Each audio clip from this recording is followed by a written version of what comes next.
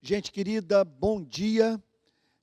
Gostaria de pedir que você abrisse a sua Bíblia no Evangelho de João, capítulo 19, verso 38. Nós vamos dar sequência a essa série de exposições bíblicas sobre o Evangelho de João. Estamos caminhando para o fim. E aprove a Deus, na sua soberania, que ocorresse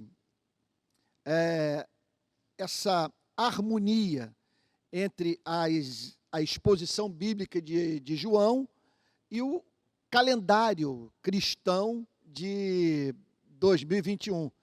Porque hoje, justamente no dia da ressurreição, o texto que me cabe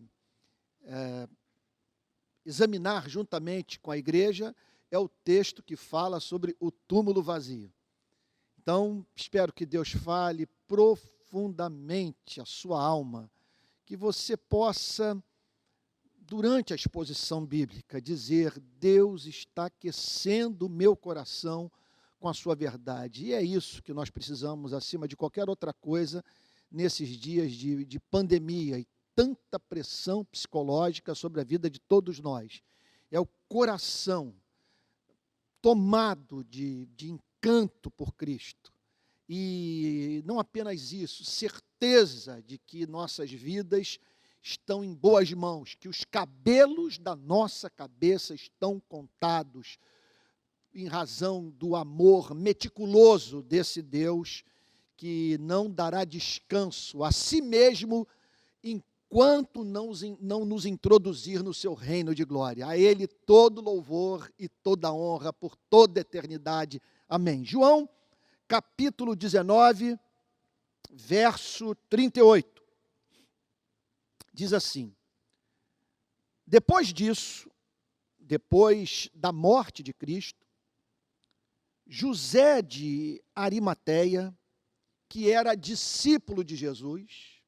Então, nós estamos aqui diante de uma história referente a um personagem bíblico pouquíssimo conhecido, que é chamado, nessa passagem, de discípulo de Jesus, de alguém que havia sido levado à fé em Jesus Cristo,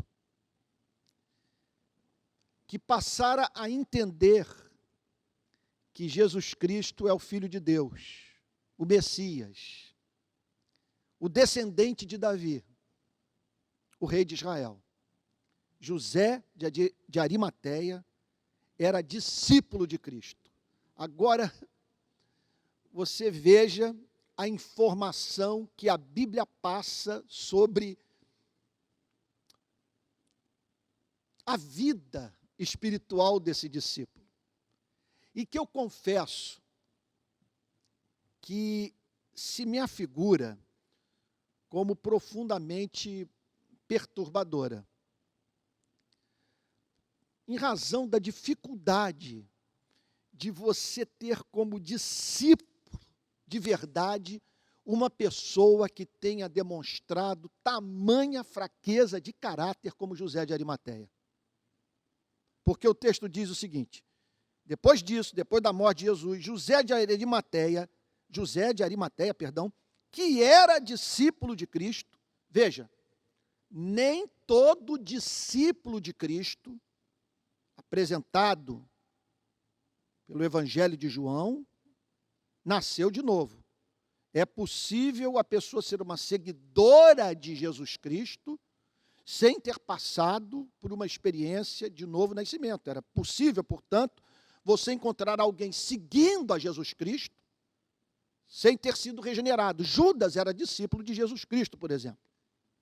Então, nós estamos aqui diante de alguém que é chamado de discípulo de Jesus, alguém que ouvia a mensagem de Jesus, que levava Jesus Cristo a sério. Nesse sentido, de caráter bem diferente do caráter de Judas Iscariotes. José de Arimateia, discípulo de Cristo, ainda que em segredo, É isso que é perturbador. É a graça de Deus habitar em meio a tanta imperfeição. Fica uma lição para você e para mim. Nesses dias em que nós temos irmãos nossos se comportando de modo tão estranho, surpreendente, capaz de nos causar perplexidade até mesmo. A graça divina pode habitar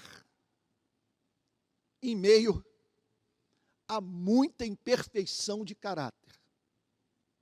E louvado seja o nome do Senhor por ser assim, por isso que é graça. Porque se fosse diferente, eu não estaria aqui pregando e você não estaria aí me ouvindo. Mas por ser graça, você pode se considerar cristão, eu me considero cristão, apesar de olhar para a minha vida e dizer, meu Deus, como que esses sentimentos ainda habitam no meu coração. E aqui está a Bíblia, portanto, dizendo, José de Arimateia, que era discípulo de Cristo, ainda que em segredo, ele não havia tornado público o seu compromisso com Cristo.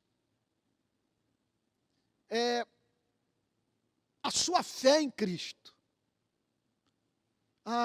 o seu respeito pelas ideias de Cristo. Então, ele mantinha esse relacionamento com Cristo em segredo, por um motivo, porque tinha medo dos batistas, tinha medo dos presbiterianos, tinha medo dos metodistas, tinha medo dos pentecostais, tinha medo dos católicos, tinha medo das instituições religiosas, dos pastores, presbíteros e teólogos. Porque ficar do lado de Cristo naqueles dias significava experimentar uma profunda solidão. Correr o risco de ser banido da sinagoga, de ser impedido de botar os pés no templo, de perder espaço, de ver amigos se afastarem e ser rotulado de alguém que odiava Moisés e que desejava participar da subversão das instituições religiosas daqueles dias. Repito, por conta da associação à pessoa de Cristo, que era visto como um subversivo. Então, José de Arimateia era discípulo de Cristo em secreto, porque tinha medo dos judeus. Gente, é coisa de nós ficarmos o dia inteiro aqui pensando nessa história de José de Arimateia, discípulo em segredo, porque tinha medo dos judeus.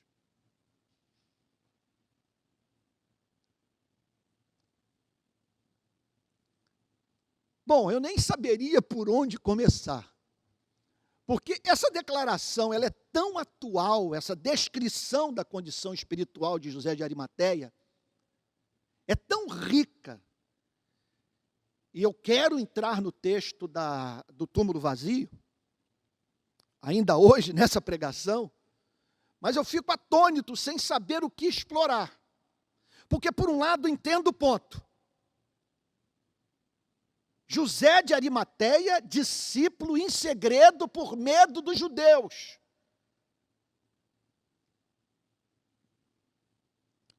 O que, portanto, tornava o discípulo que seguia a Cristo abertamente, exposto à tentação de considerar esse discípulo em segredo como alguém que não havia nascido de novo.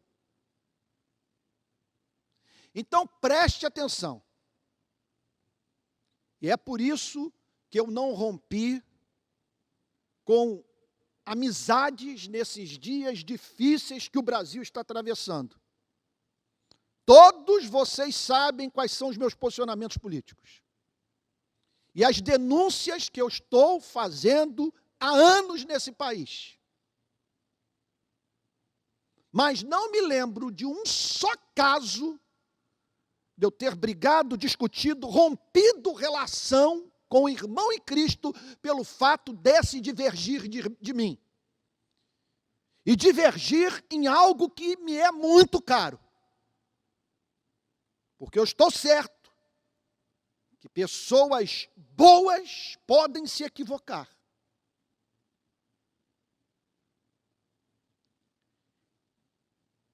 Se nós não exercitarmos essa condescendência, nós vamos rachar as igrejas do país. Então, talvez você julgue contraditório o meu comportamento. Mas quando eu olho para uma passagem como essa, permita-me dizer, eu sinto grande consolação em meu coração. De um lado, olhar para um comportamento que eu considero infantil. E ter vontade de dizer abertamente para algumas pessoas, diretamente, pessoalmente, o seu comportamento é uma desgraça para a causa do Evangelho. Agora, por outro lado, o fato de que eu não fui constituído por Cristo juiz dos meus irmãos, que eu não estou habilitado a sentar no trono de Deus e separar o joio do trigo. E que é possível que pessoas que estão politicamente afinadas comigo não tenham nascido de novo. E que pessoas que divergem de mim podem ter experimentado o novo nascimento. Por isso, eu repito, a regra da casa é a misericórdia.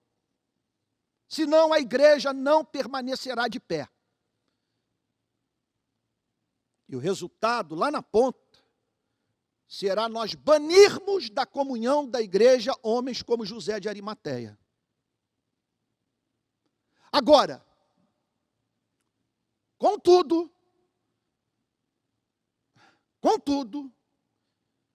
embora o amor pela igreja me conduza a tratar com misericórdia aqueles com os quais eu tenho divergência, o amor pelo Evangelho deve fazer com que eu não me cale, ainda que pessoas passem a me odiar, ainda que a igreja esvazie, ainda que eu me torne um escândalo para algo como o movimento evangélico brasileiro.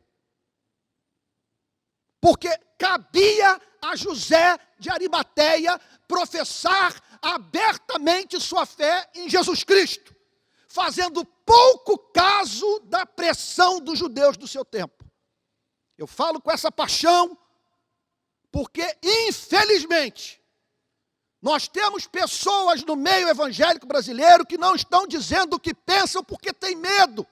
Medo de perder espaço, de não falar em congresso. Preste, por exemplo, pare para pensar na questão salarial. Com o meu diploma de teólogo, eu não tenho onde trabalhar. Ele não serve para nada, ele só funciona no ambiente eclesiástico. Ora, se eu estou numa igreja, que deixa subentendido para mim, e esse não é o caso dessa igreja. Nunca aconteceu isso na igreja presbiteriana da Barra. Mas eu sei de irmãos que sofrem horrivelmente em razão da dependência financeira de instituições evangélicas e até mesmo igrejas locais.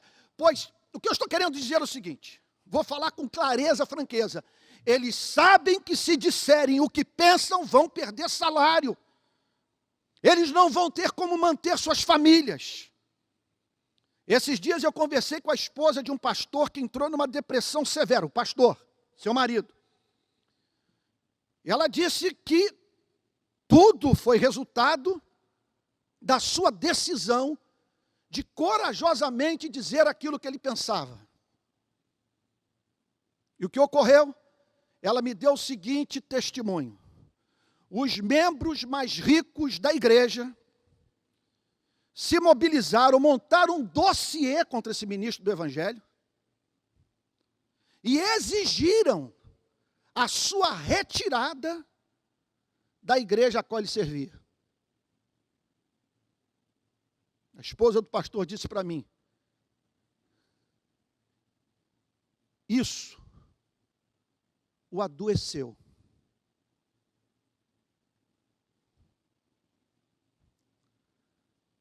Portanto, não é falta de amor pela igreja você ficar do lado do Evangelho, ainda que isso escandalize. Faça pessoas se afastarem da própria igreja e passarem a considerá-lo um falso profeta. Repito, o que o texto está dizendo é que José de Arimateia, discípulo de Jesus Cristo, professava a sua fé em segredo. Quer dizer, não havia profissão pública de fé. Por um motivo, ele temia o lobby religioso, e ele existe no nosso país. Quando eu tomei a decisão de falar nessa nação, eu fiz o cálculo e falei, eu vou quebrar a cara, mas não me resta alternativa. Pouco me importa o que a igreja esteja pensando, vou me levantar para ficar do lado do Evangelho, e defender o Evangelho, e separar o Evangelho de qualquer aliança pecaminosa nessa nação. Porque eu fui ordenado ministro da Igreja Presbiteriana do Brasil, mediante voto solene de defender o Evangelho de Jesus Cristo. Qual foi o erro, a fraqueza de José de Arimateia? Ele cedeu à pressão. E tem momentos que você não tem que ceder à pressão. Que vocês vão embora. Que eu fique só. Que as portas se fechem. E eu sei que muitos irmãos fizeram esse cálculo. Eu não vou mais pregar em congresso. Os meus livros não serão mais vendidos. Eu vivi a experiência de, num congresso de teologia em Moçambique, saber que uma para-eclesiástica americana, que tem vínculos com o nosso país, ter declarado que não apoiaria o congresso que reuniu dezenas e dezenas de lideranças moçambicanas, pelo fato do meu nome ter sido selecionado como principal preletor, na verdade, principal não, o único preletor daquele congresso. A editora que lança os meus livros disse a seguinte coisa: os livreiros estão pedindo para nós não mandarmos mais os seus livros. Pessoas decidiram não se associar mais a mim.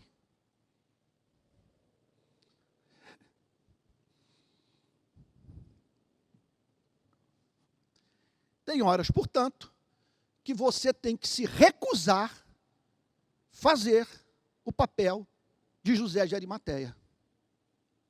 Agora, aí que está o mistério. Por isso,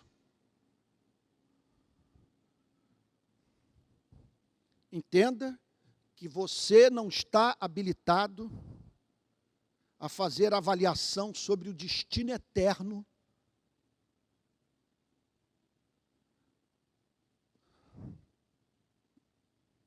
daqueles com os quais você mantém contato que se dizem cristãos. Tome cuidado. Porque apesar dessa impressionante contradição, José de Arimateia era crente. Eu não estou com isso estimulando você a ser hipócrita, ser agente secreto de Deus. Vou mais longe, vou usar uma palavra dura, ser um covarde. Está mais preocupado com o seu bolso do que com o nome de Jesus Cristo. Contudo, pode acontecer isso. Da graça habitar no coração de um homem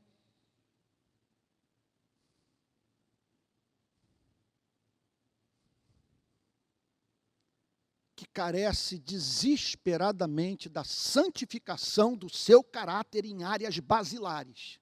E esse homem foi José de Arimateia. Contudo, veio o momento da prova. Ele não queria deixar o corpo de Jesus Cristo exposto naquele madeiro,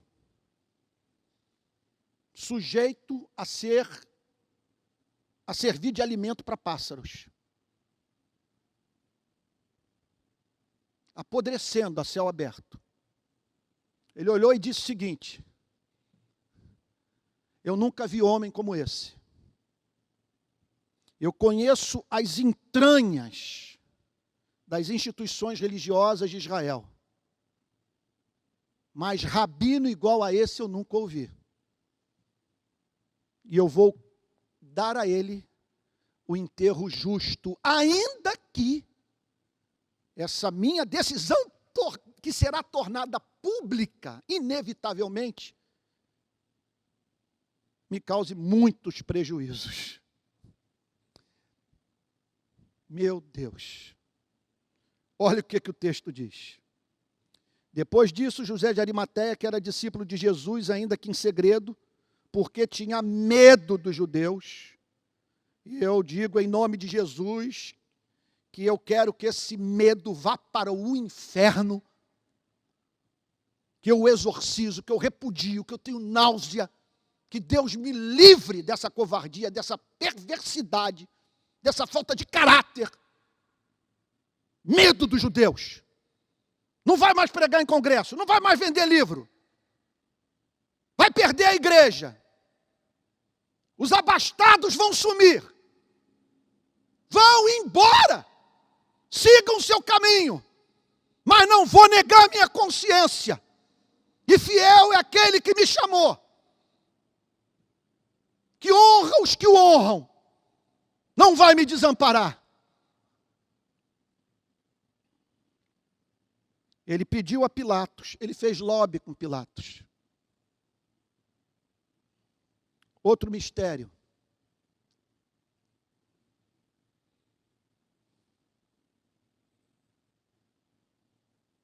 Fez lobby com Pilatos. E pediu permissão para tirar o corpo de Jesus. Você imagina a cena. Naquela sexta-feira, esse homem, que nas redes sociais teria sido execrado e considerado um falso convertido, quanto mais, ele é encontrado, repito, na porta de entrada de Jerusalém, tirando o corpo de Jesus Cristo da cruz. Sabedor do fato de que pessoas passariam por ali e perguntariam: o que você está fazendo aí? Por que você o está tirando da cruz? E a pergunta mais dura: o que você vai fazer com esse corpo? A resposta comprometeria José de Arimateia para sempre. Ele pediu a Pilatos para permissão para tirar o corpo de Jesus da cruz. E Pilatos deu a permissão. Ele fez lobby. E Pilatos deu a permissão para que o corpo de Jesus Cristo fosse tirado da cruz. Então José de Arimateia foi e retirou o corpo de Jesus. Aí eu pergunto a vocês, a você que está me ouvindo, é por isso que eu vou defender a verdade, mas você não vai me ver nas redes sociais destruindo reputações, dizendo nominalmente quem é crente, quem não é crente, quem vai para o inferno, quem vai para o céu. Eu vou defender as minhas ideias apaixonadamente. Mas quando eu olho para uma passagem como essa, eu caio de joelhos, porque fica uma pergunta: cadê os discípulos que professavam publicamente a fé em Cristo? E lá estava aquele que seguia Jesus em secreto agora.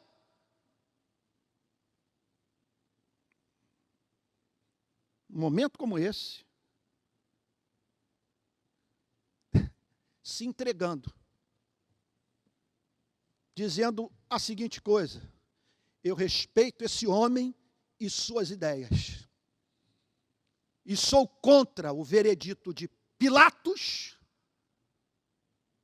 e dos pastores de Jerusalém. Mas aí, outra bomba atômica, que mostra como que a igreja tem que ser o lugar da verdade, defendida com paixão, e do exercício da misericórdia. Surge um segundo personagem, Nicodemos. Aquele, olha o comentário de João. Aquele que anteriormente tinha ido falar com Jesus à noite. Coisa, gente. Meu Deus, eu tremo diante de uma informação como essa. José de Arimateia, discípulo em segredo. Nicodemos,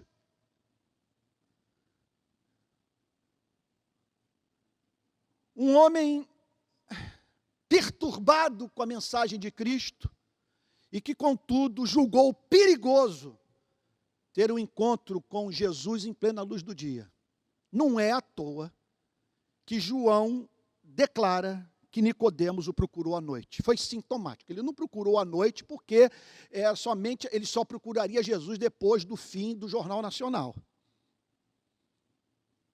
Ele procurou Jesus à noite porque era um modo dele manter contato com aquele subversivo, sem que isso comprometesse.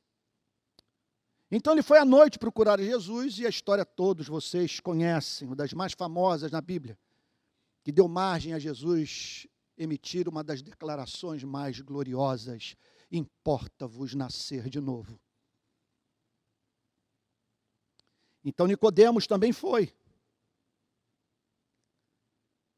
Quer dizer, se juntou a José de Arimateia, levando cerca de 35 quilos de um composto de mirra e aloés.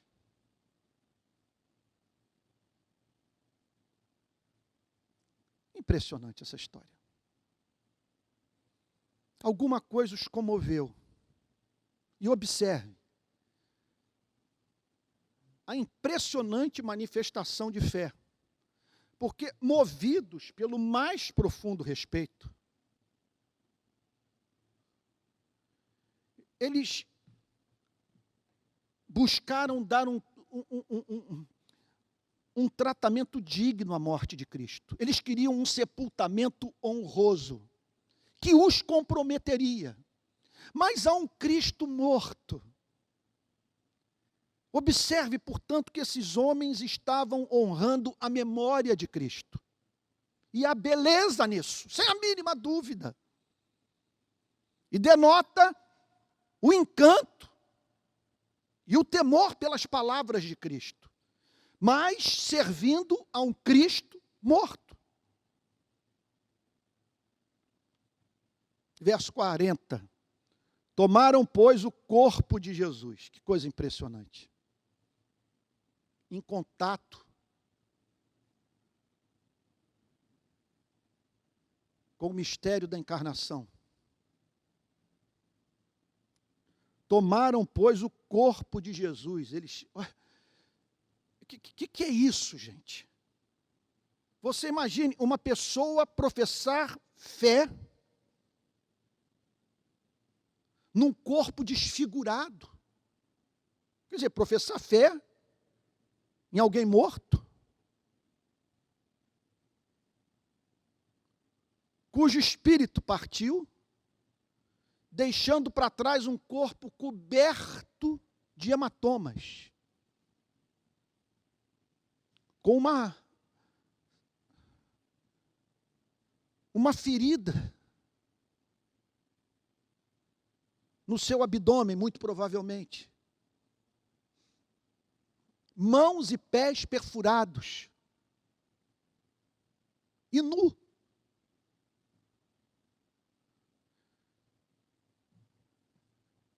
Eles viram Jesus Cristo nu.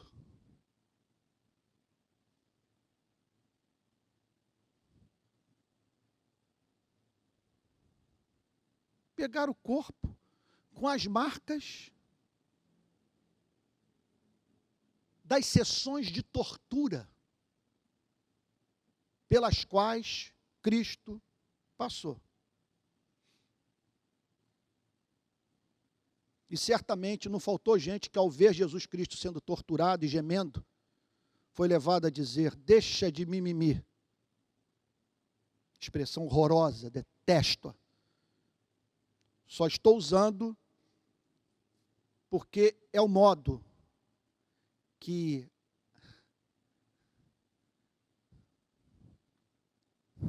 está me vindo um monte de adjetivo que não é digno do púlpito. Deixa eu usar de um eufemismo.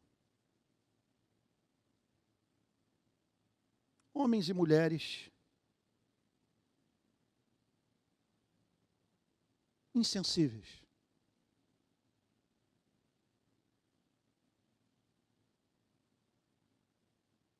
Capazes de banalizar a dor alheia.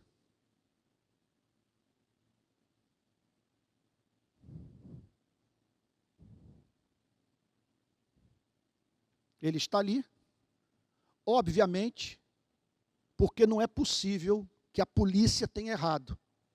Não é possível que a polícia do templo, os soldados do império, Pilatos, os sacerdotes tenham errado. Ele está ali porque é bandido e merece essa surra. E lá estavam José de Arimateia e Nicodemos,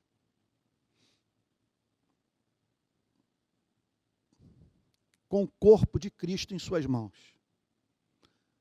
Nenhum discípulo por perto. Todos evaporaram. É muito impressionante essa história, gente. Muito impressionante.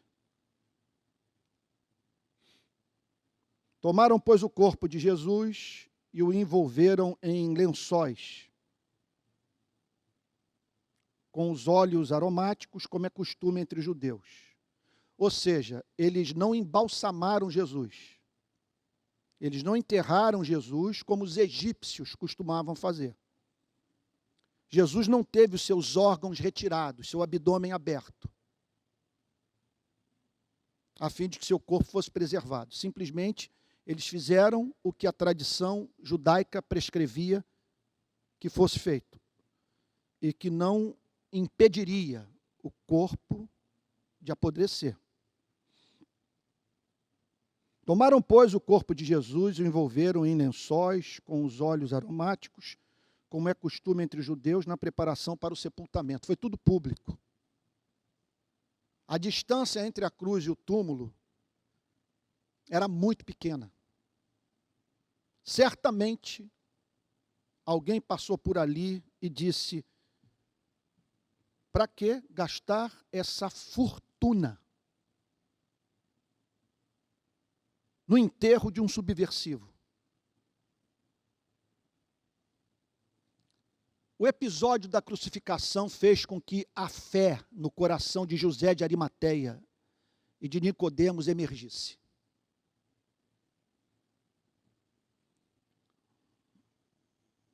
Verso 40, repetindo, tomaram, pois, o corpo de Jesus e o envolveram em lençóis com óleos aromáticos, como é costume entre os judeus na preparação para o sepultamento.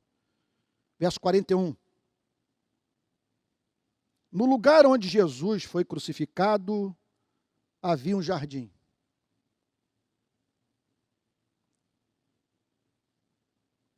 Bom, eu não acredito que o que está escrito nesse capítulo, aliás, em toda a Bíblia, é casual. E que esses elementos presentes na narrativa da crucificação, sepultamento e ressurreição de Cristo sejam meras obras do acaso. Porque a imagem do jardim remete a nós, estudiosos da Bíblia, para muitas verdades. E a principal delas é que os seres humanos se afastaram de Deus num jardim. E num jardim provaram da morte espiritual. E Cristo foi literalmente morto ao lado de um jardim. Sem querer dar aqui uma de poeta, sem ficar de pieguice no púlpito, a fim de que nos lembrássemos de que com a sua morte estabeleceu-se a esperança de voltarmos a viver num jardim. Neste jardim havia um túmulo novo, no qual ninguém ainda tinha sido colocado.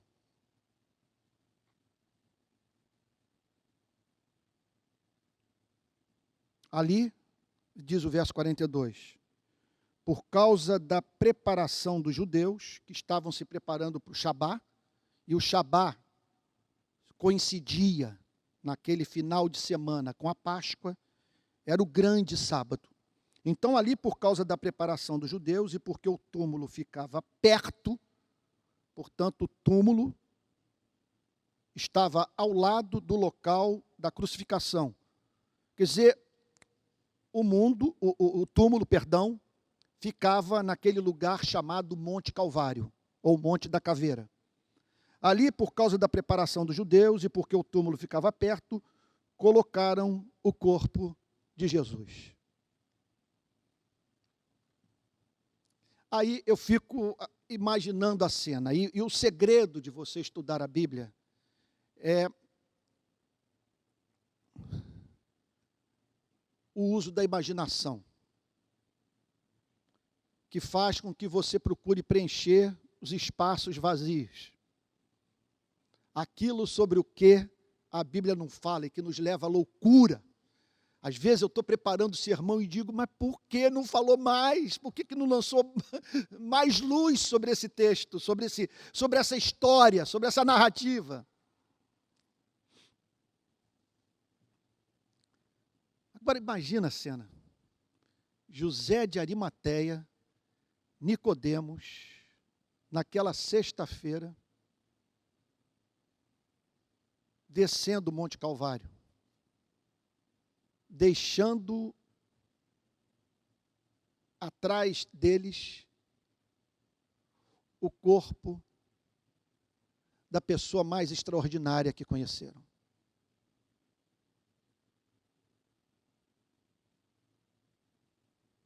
Eles, pela fé, serviram a um Cristo morto. Eu fico a pensar que se nós tivéssemos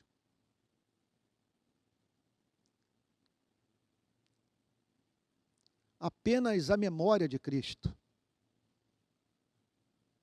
se nos encontrássemos na posição em que esses homens se encontraram, hoje, por muito do que o Senhor Jesus disse, nós teríamos motivos para honrá-lo. Muito embora a fé plena se tornasse inexequível em razão do fato dele ter profetizado algo que não se cumpriu, porque ele havia dito que mataria a morte, que o túmulo com os seus grilhões não conseguiria retê-lo. Então era necessário que a profecia se cumprisse. E nós somente cremos nele porque nenhuma das suas palavras caiu por terra. Mas observe que se para para os discípulos compreender a ressurreição já era alguma coisa altissimamente complexa, e eles só foram discernir plenamente o que ocorreu depois do contato com o corpo do Cristo ressurreto. Imagine para José de Arimateia e Nicodemos, que não tiveram aquele convívio intenso que os 11 mantiveram com Cristo.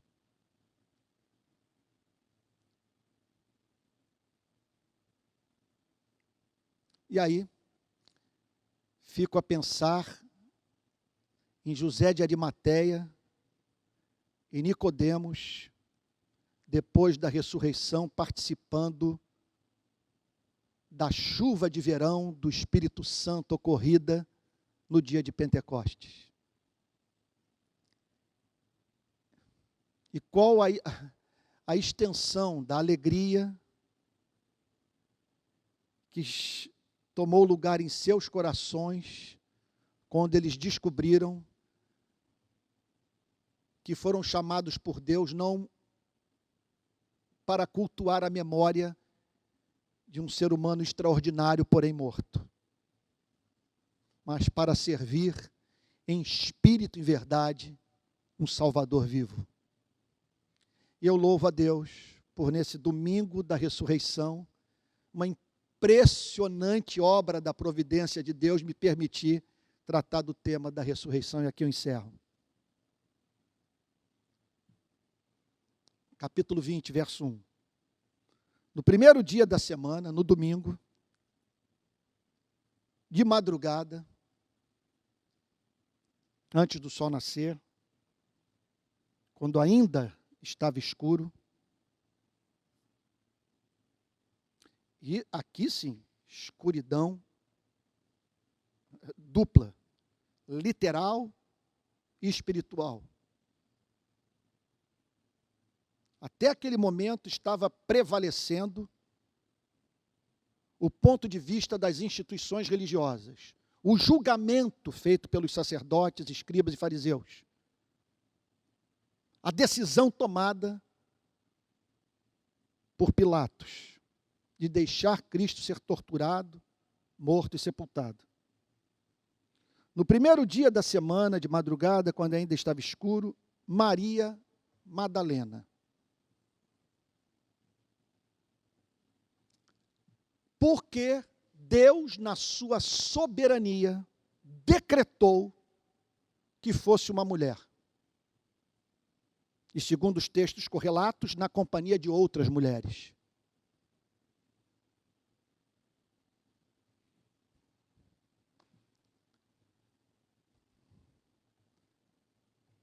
Porque era da vontade de Deus inverter o veredito histórico que remonta aos primórdios da espécie humana, que as mulheres são inferiores aos homens.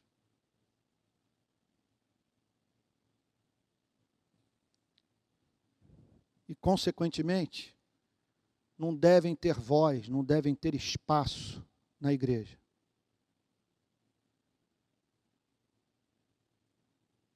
Esses dias uma amiga me disse a seguinte coisa, eu tive que concordar com ela. Ela falou: Antônio, observe na sua vida como que algumas das pessoas que mais foram fiéis às suas ideias eram mulheres.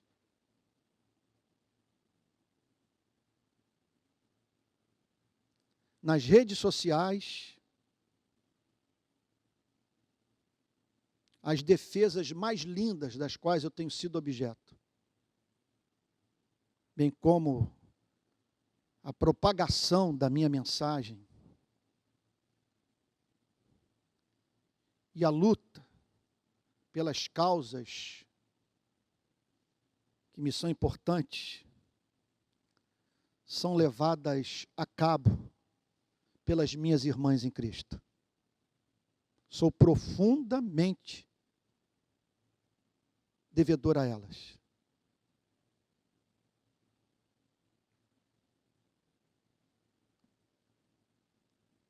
Então, Maria Madalena foi ao túmulo e viu que a pedra da entrada tinha sido removida.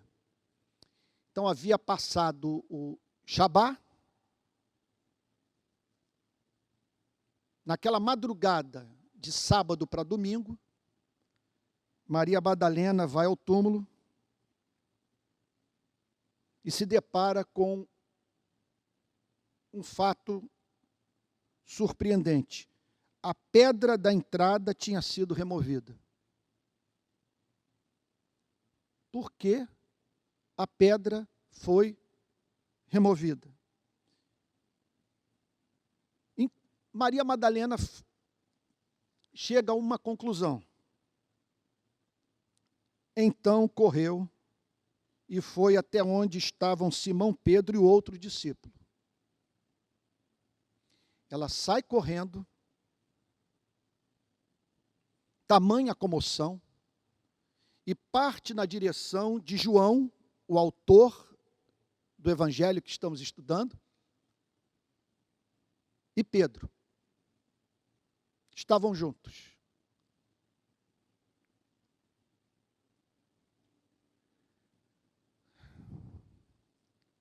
Provavelmente, os discípulos que mais compreenderam a mensagem de Cristo. Os mais íntimos de Cristo.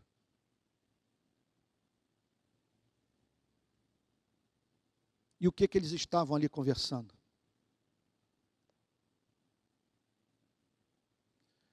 Eu conjecturo que talvez o apóstolo Pedro estivesse procurando consolação em João, inconformado com o fato de ter traído a Cristo. Eles tentando interpretar os fatos, confusos, diante do que haviam testemunhado. Então correu, foi até onde estavam Simão Pedro e o outro discípulo, a quem Jesus amava. Isso é lindo. Isso me comove até a medula. Se você puder dizer isso sobre si mesmo, você terá encontrado o principal fundamento para a construção de uma autoestima saudável. Observe o que está ocorrendo aqui nesse momento. Nós estamos aqui diante de um João idoso, olhando para o passado. E certamente, isso eu presumo, nesse momento, derramando lágrimas quentes, ao se lembrar de tudo o que aconteceu.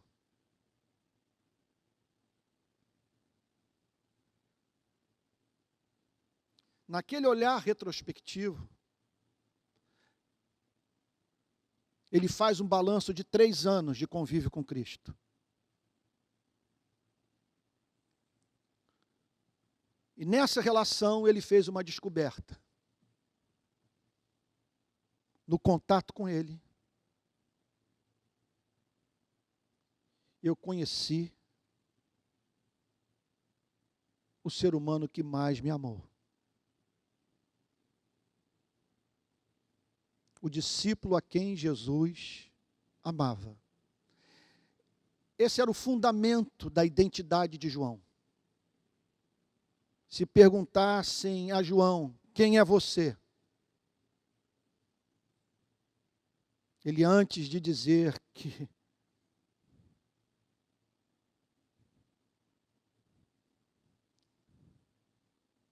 era homem,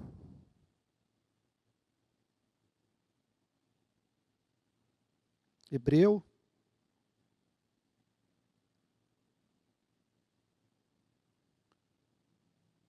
observador da lei,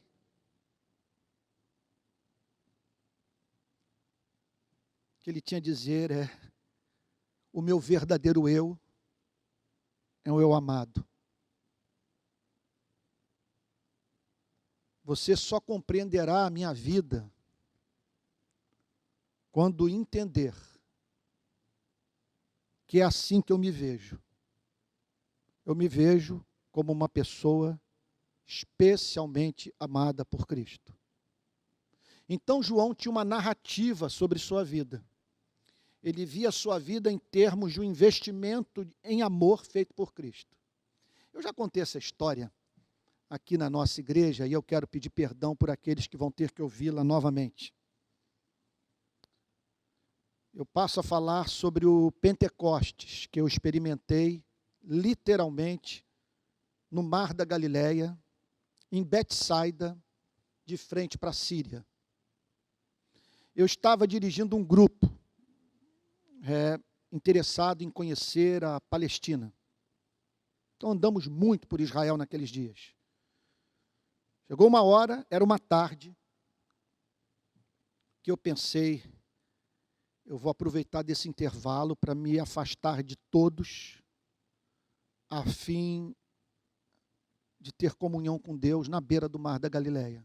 Eu falei, eu não vou abrir mão desse privilégio. E ali eu fiquei 2 horas em oração, diante do Mar da Galileia, à minha direita, o Mar da Galileia desaguando no Rio Jordão, à esquerda o Monte Hermon, e do outro lado do lago a Síria.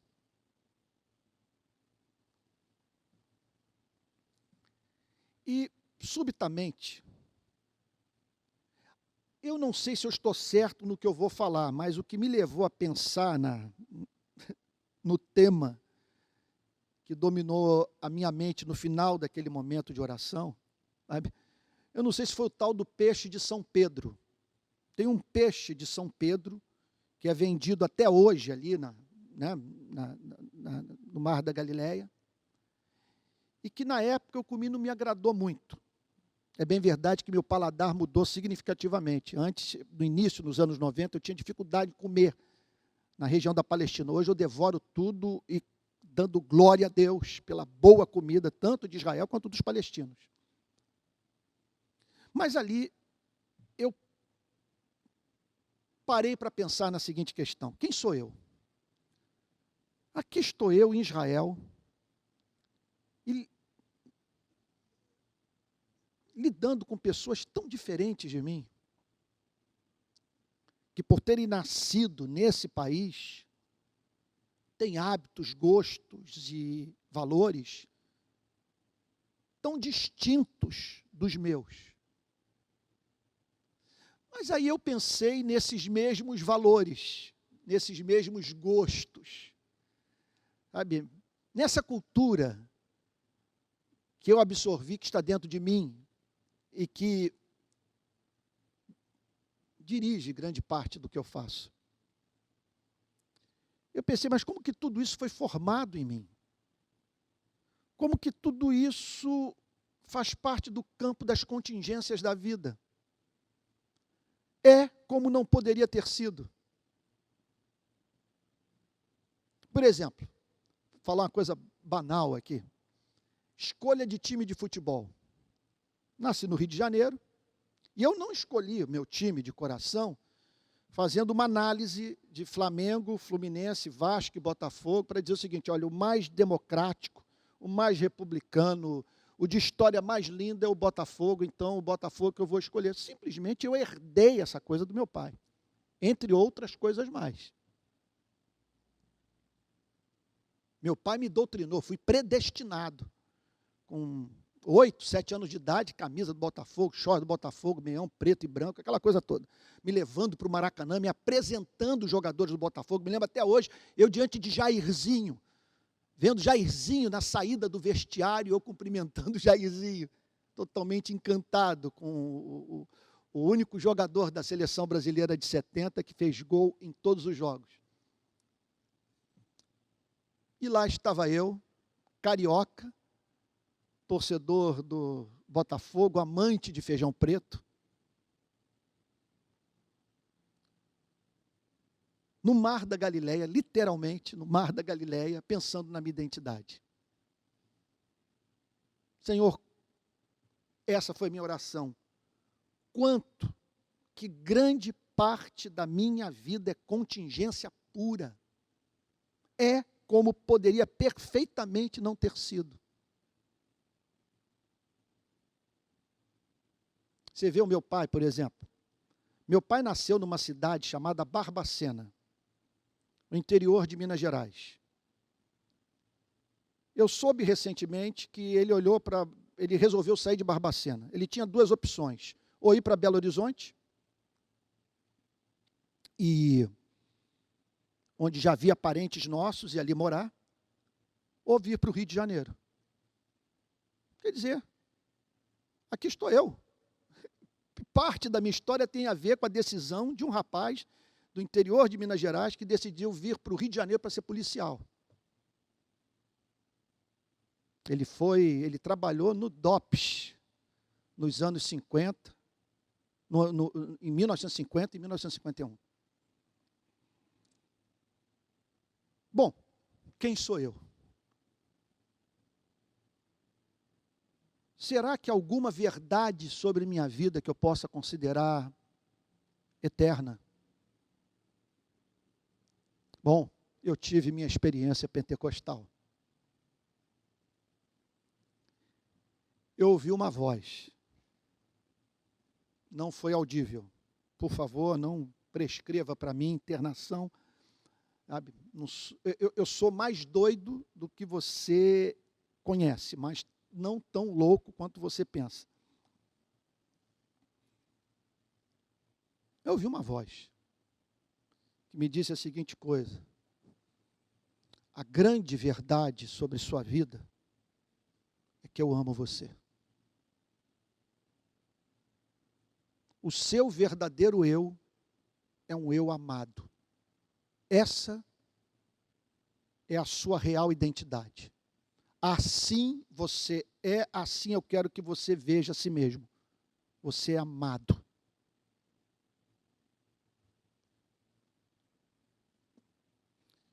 Eu diria o seguinte: os efeitos psicológicos da fé no Evangelho de Jesus Cristo são incalculáveis.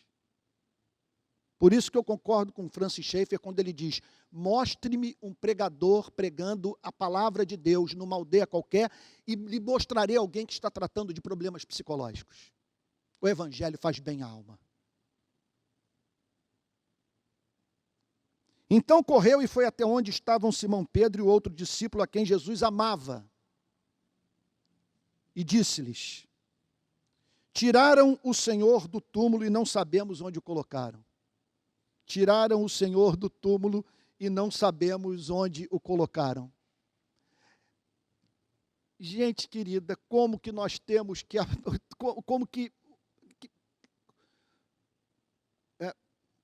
quanto que nós temos o que aprender com Maria Madalena.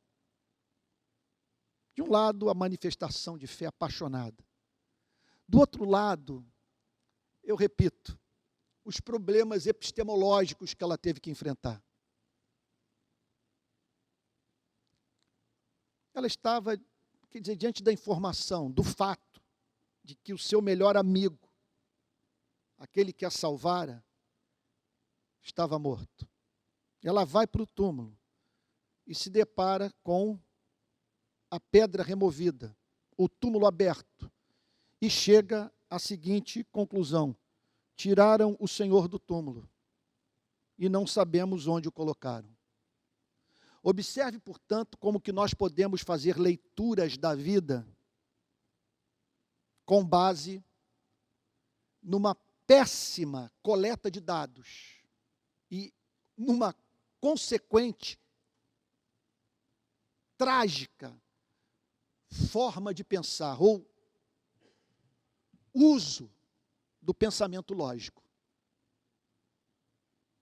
Quer dizer, aquilo que eu estou vendo só pode ter uma explicação. Vieram aqui, tiraram o Senhor do túmulo e nós nunca mais vamos tomar conhecimento do paradeiro do seu corpo.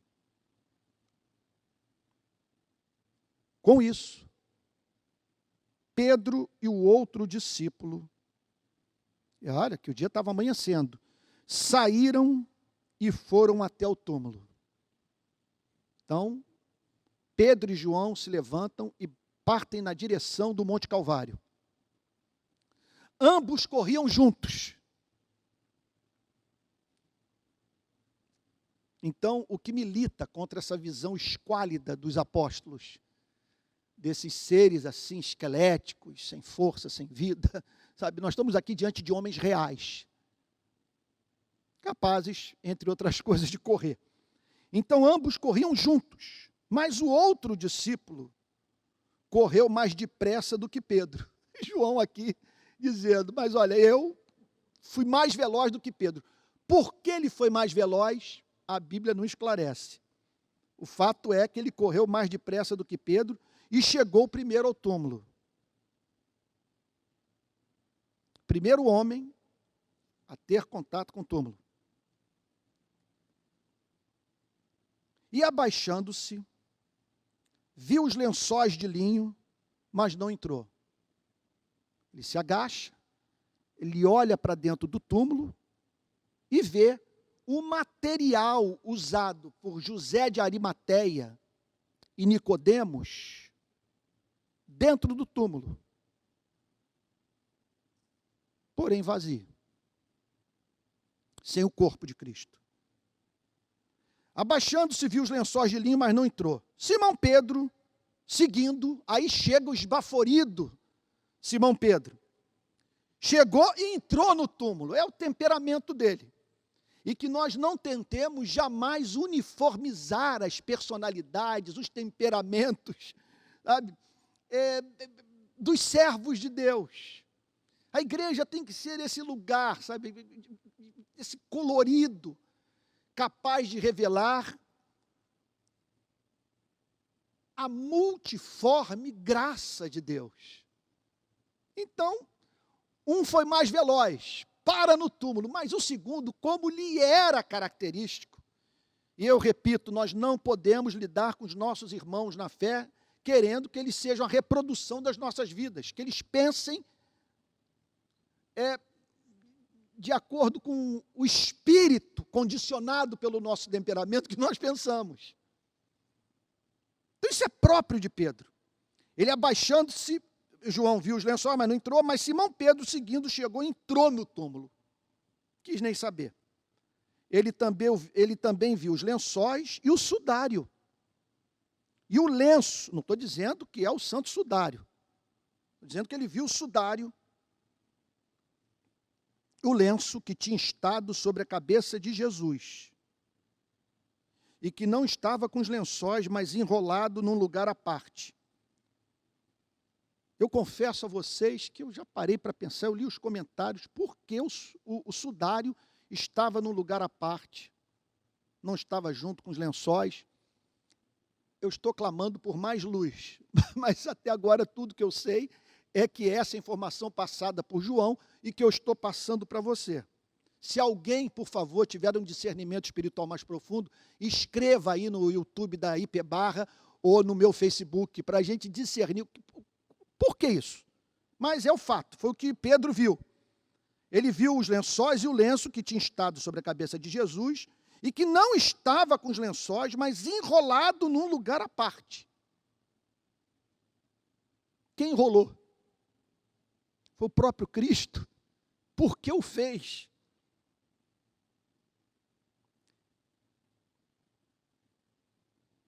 Então, o outro discípulo, está falando de si mesmo, que havia chegado primeiro ao túmulo, também entrou. Ele toma coragem, na decisão do apóstolo Pedro, e entra no túmulo.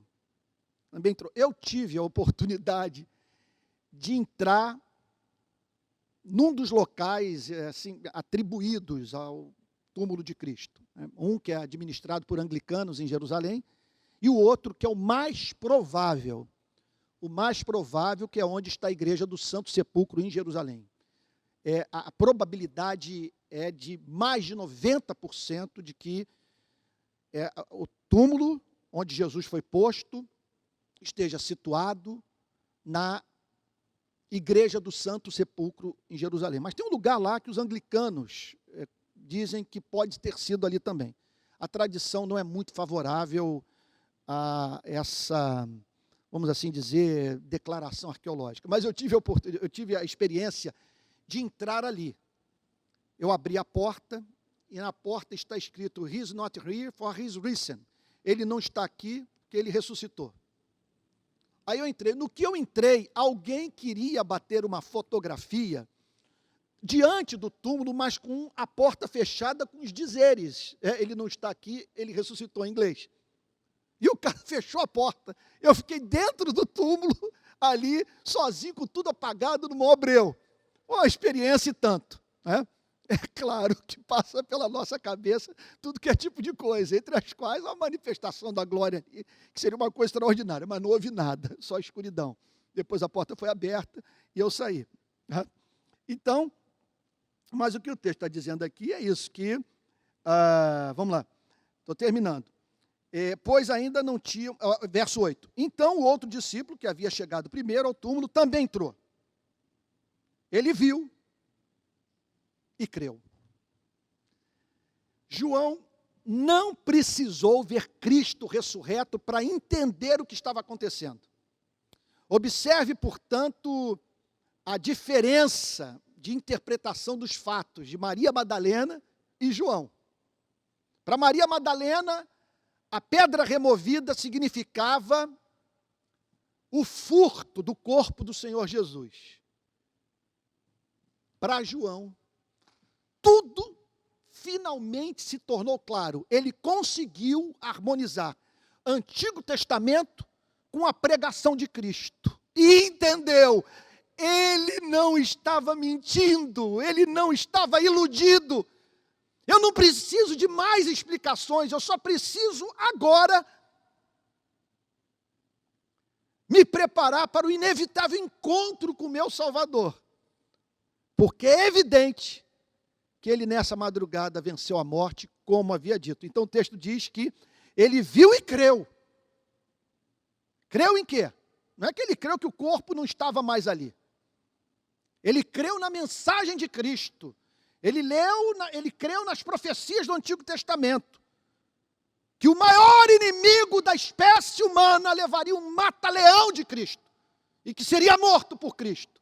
Como diz John Owen, na morte de Cristo, a morte morreu. Verso 9. Pois ainda não tinham compreendido a Escritura.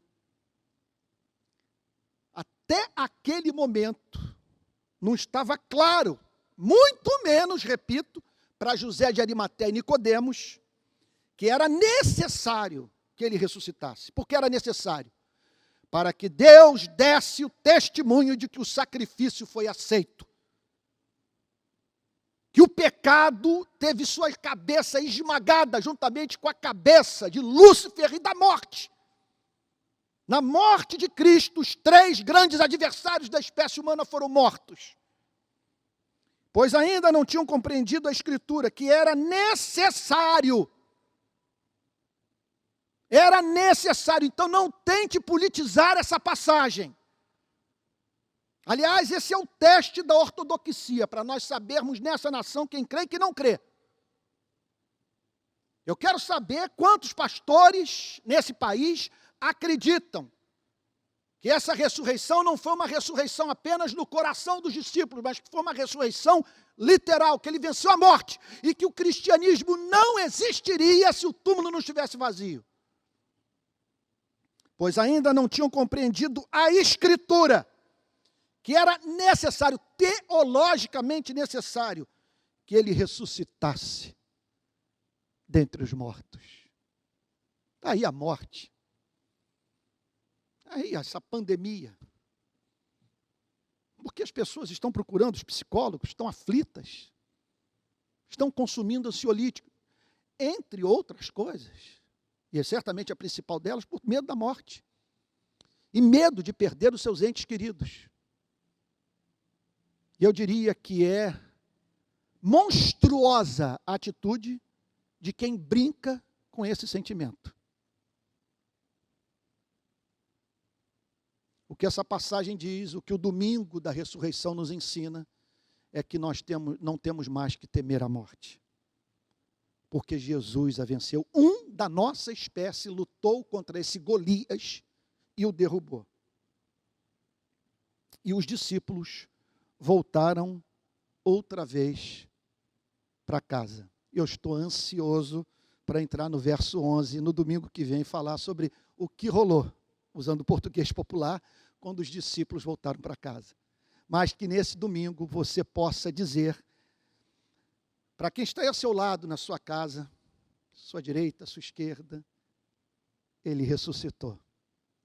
A morte não pôde retê-lo. A morte pode reter a mim, que sou pecador, mas não a ele. E nem mesmo a mim, quando eu estou ligado a ele. Porque ele ressuscitou e com ele eu ressuscitei também para andar em novidade de vida. Vamos orar? Pai Santo, te agradecemos por esse domingo glorioso da ressurreição. Senhor, como é bom crer nessa narrativa. Narrativa das nossas vidas, narrativa da história da humanidade, narrativa da vida de Cristo.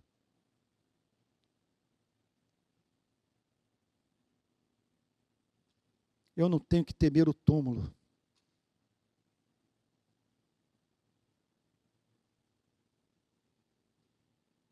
Porque ele esvaziou o seu próprio túmulo. E haverá de esvaziar o meu também.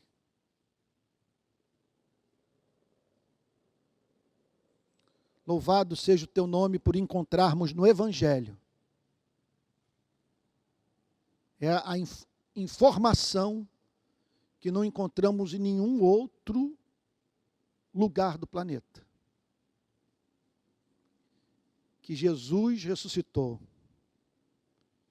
E como diz o velho hino, porque ele vive, eu posso crer no amanhã. Eu sou a ressurreição e a vida. E todo aquele que crê em mim, ainda que morra, viverá eternamente. Senhor, que o Cristo vivo se manifeste nas nossas vidas nessa pandemia, Senhor. E que provemos da paz que excede a todo entendimento. Em nome de Jesus, Senhor. Amém.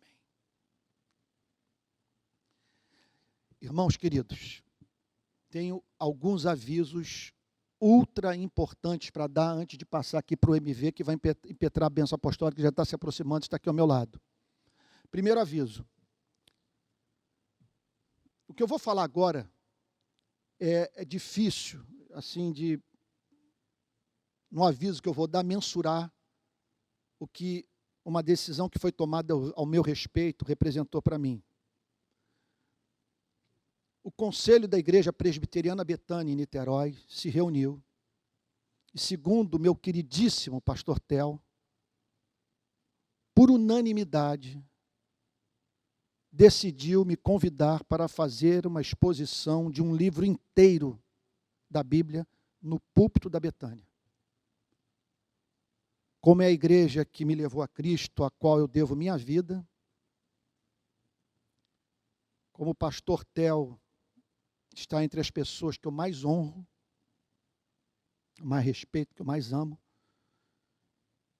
eu prontamente aceitei o convite, de modo que amanhã, às 8 horas da noite, eu começo uma exposição da carta de Paulo aos Filipenses, verso por verso, com transmissão em tempo real pelo canal de YouTube da Igreja Presbiteriana Betânia.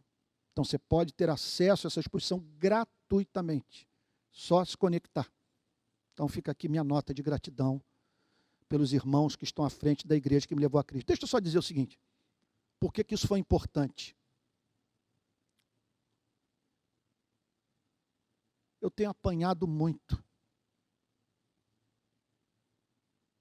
Virei um pária. E alguns dos ataques mais impiedosos que eu tenho recebido são provenientes de dentro das igrejas do nosso país. Quando eu vejo o conselho de uma igreja séria dizer: nós não temos medo dos judeus.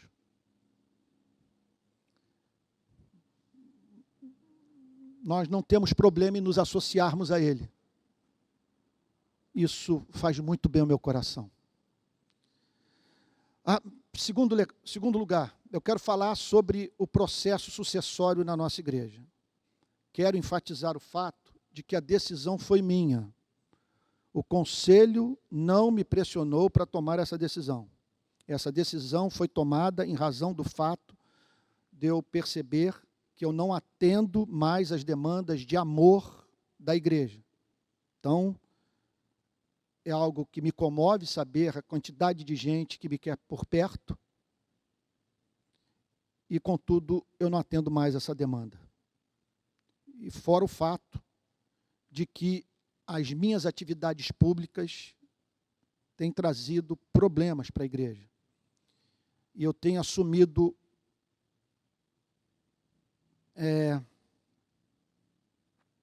pontos de vista tornados públicos que fazem com que irmãos da igreja que não concordam comigo sintam-se desconfortáveis com o fato de eu estar no que eu faço do lado de fora da igreja, arrastando a igreja comigo, como pastor titular da Igreja Presbiteriana da Barra.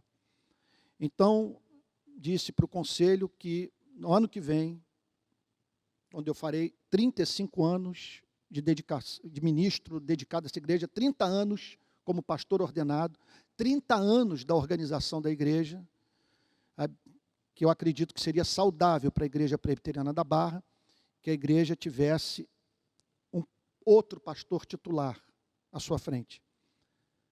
Em nenhum momento eu disse que abandonaria a igreja, não vou abandonar. Só sairei daqui se a igreja não me quiser.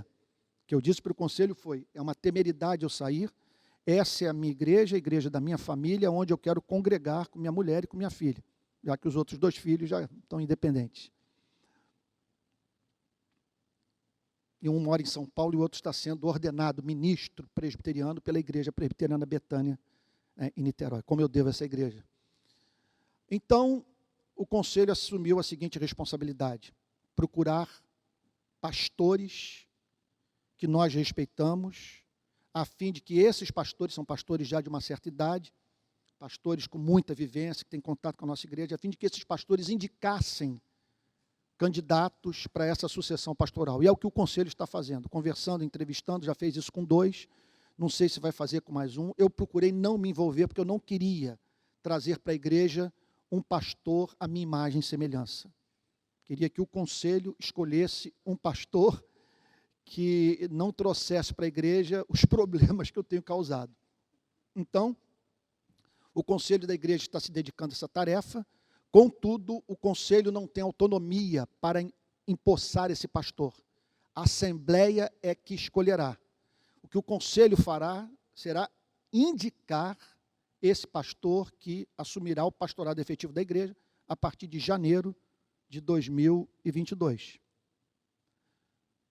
Quanto a mim, eu me coloquei à disposição para estar pregando aqui regularmente, para funcionar como conselheiro da igreja, como missionário urbano da igreja, alguém que vai estar nas ruas, então, tocando adiante o seu ministério, também ajudar nas classes de escola dominical, em congressos, vou estar por aqui, sabe? Vou estar por aqui, é a igreja que saiu de mim, sabe? Não tinha um fio de cabelo branco quando comecei essa igreja, 35 anos atrás, vindo para cá, dirigindo a Brasília amarela do meu pai, tendo na minha companhia minha namorada de 17 anos, com a qual eu comecei a namorar quando tinha 14 anos, ela.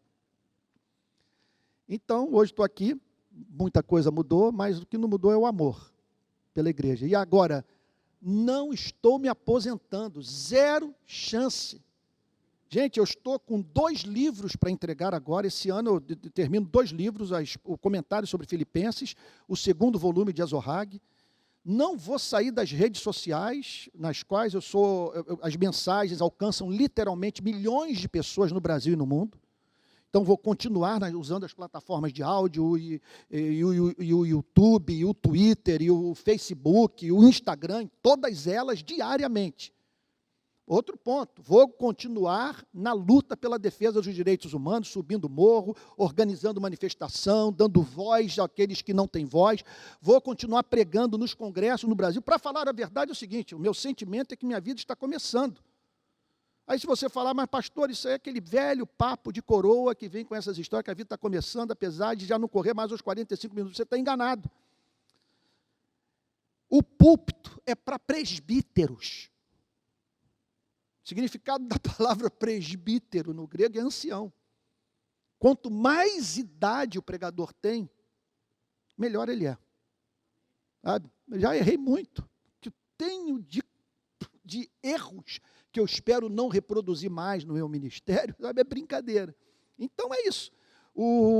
Então eu estou com conselho, não quero indicar, não quero, sabe, me intrometer nessa história, estou dando muita liberdade e disse para o conselho da igreja, se precisarem da minha opinião, é só me procurar e tal, que eu estou à disposição da igreja, tá bom? Esse é o cenário, tá bom? E essa decisão vai ser tomada esse ano, e em janeiro do ano que vem, eu espero estar aqui com a minha mulher, com a minha filha, os meninos, acho que não faz tanto sentido mais eles estarem presentes, né? Mas eu vou estar assumindo, veja só, não estou me despedindo da igreja, eu estou assumindo um novo tipo de relação com a Igreja Presbiteriana da Barra, que eu acredito vai trazer mais paz para a igreja, tá bom? E é isso, não deixe de fazer sua contribuição. Aqui eu termino também fazendo esse apelo. Você imagina, estamos há mais de um ano sem nos encontrarmos. Sabe? Quer dizer, a igreja toda. E olha, eu dou glória a Deus por isso. Vocês estão vendo as redes sociais, a decisão que o ministro do Supremo tomou, está tudo pegando fogo. Eu previ isso. Eu previ isso, que a igreja pagaria um preço altíssimo por não respeitar a consciência alheia. E hoje é o assunto do momento em todas as redes sociais. E eu aguardo o dia que vamos estar juntos. Eu não participarei de nenhum culto presencial enquanto não houver a vacinação em massa, ou enquanto a Organização Mundial da Saúde, o Ministério da Saúde, a Secretaria Estadual de Saúde, Secretaria Municipal de Saúde, derem o ok e declararem que nós podemos nos dedicar a esse tipo de encontro, porque é seguro. Mas a minha maior preocupação, além da preocupação com a vida, é a preocupação com a consciência alheia. Não quero fazer nenhum não cristão tropeçar em razão do meu comportamento. Agora, nem por isso eu vou deixar de respeitar e de ter como irmão na fé quem diverge de mim, quanto a esse ponto de vista, sobre a forma de lidarmos com a pandemia, tá bom? abrindo mão de algo que nos é tão caro. É isso. Puxa vida, foi longo demais. Olha, eu agradeço.